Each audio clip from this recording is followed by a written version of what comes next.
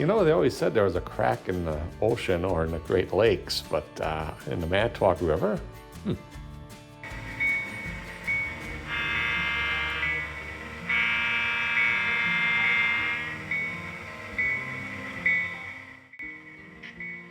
Hey guys, Mark here, MMR Trains and More. Thanks for stopping in today. It's been a very cold and snowy start to Wisconsin winter up here. And because of that, work on the layout has been start and stop or sketchy at best.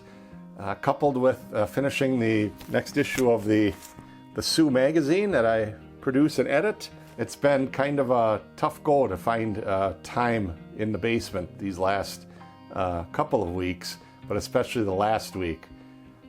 So instead of not, really thinking about the railroad, I thought, well, let's just see if there are a few things I could buy myself for Christmas time. You start looking around at the newer products that are out, and most of them are now geared towards the 70s and beyond.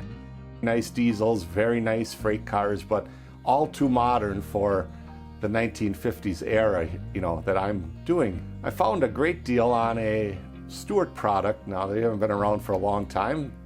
Bowser product now.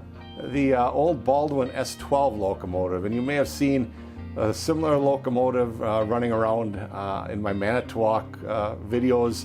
That's number 312. Well, I picked up number 313. Give me a little guidance. What is your favorite decoder brand with the Baldwin sound profile I'm looking for? What's a good decoder to use in it? That's where you guys come in. So just leave something in the comments if you would, if you're experienced with these things, and let me know your thoughts. You don't have to write a paper on it, just a few ideas would be appreciated. I'd like that. The other projects I've found just by accident, and here again, pieces and parts. These are the classic sawtooth, kind of known as a sawtooth boxcar from Soo Line. And in this case, they were leftover parts from Dennis Storzik. On that 484 locomotive video that I did, Dennis is mentioned heavily in there. And of course, being the guy behind AccuRail at the start, a couple of boxcar roofs, ends, underframe, and doors came up for auction on eBay. And of course, eBay, you never know what's going to happen, but now I at least have the sides, the ends, and the roof to start the build, and the underframe and the fish belly. The more I start thinking about it, it's not that much different than an AccuRail underframe. So you'd have to move the stringers around and such, but overall, I don't think it's going to be a horrible build, and I just plan on using various components from AccuRail to finish off the cars. So I probably won't feature like an entire build on these 40-footers here, these sawtooth cars, but when they're done, I'm sure one will be finished and then one will be kind of in a state of completion, and I'll just do a little segment on that and show you guys what's up with that. I'm not going to be too concerned about the correct trucks. Soo Line used a certain type of truck, just like most railroads had their favorites on their freight cars, and I don't really anticipate going that crazy on that, because I don't think it's going to be exact. It's going to look like a sawtooth car. It's going to give you the impression that's what it is, but if you're a real freight car prototype model, there's going to be lots of mistakes in their mind, at least a lot of mistakes on it. But to the average guy that comes down here, they'll think it's a very nicely done car, and as it will have all AccuRail guts underneath, if you will, and trucks, maybe metal wheels. It'll be a good performer, I'm sure. Of course, as the teaser at the start of the video showed, that the boat is gone. And the other thing I forgot to add in, somehow I didn't edit it in, the end of the peninsula, if you will, at Manitowoc, right on 10th Street, I've got a bill box. This was actually on the Manitowoc Depot. I may have mentioned my friend Carl Blahnik, who's now long passed. He was a contractor up in Manitowoc, and he had an agreement with the guys up there, the railroaders, the guys didn't care. You want the billbox? Sure. It just unscrewed off the siding, and so he took that home. He took a lot of things home.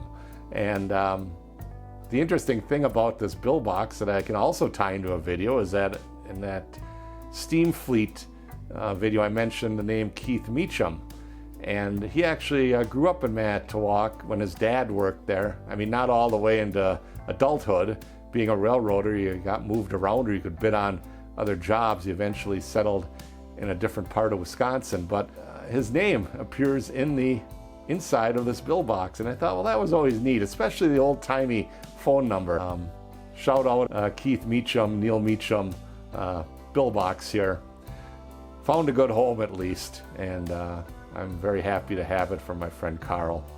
The other piece on another wall of the depot outside was the sign that said, car ferry lot. And I saw this at Carl's place long before I was a modeler at any sort of level, and long before I thought about doing the Manitowoc on the Soo Line scene, if you will. Funny, you can see it on the original photos that I have of the depot, and all the way back to the 40s, all the way into the 1970s. Look at this beautiful Mustang sitting there. That's a pretty rare car.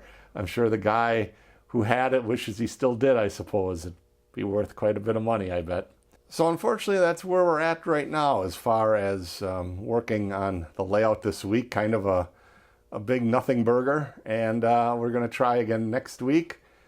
In fact, next week, hopefully, I'll be able to visit my brother's place and do a video on his car ferry that he received from Don the Viking.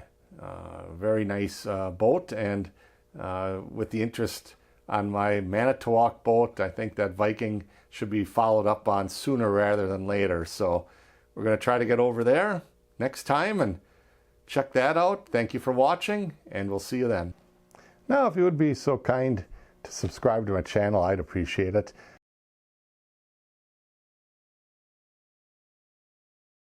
Thank you for tuning in today, and we'll see you down the rails.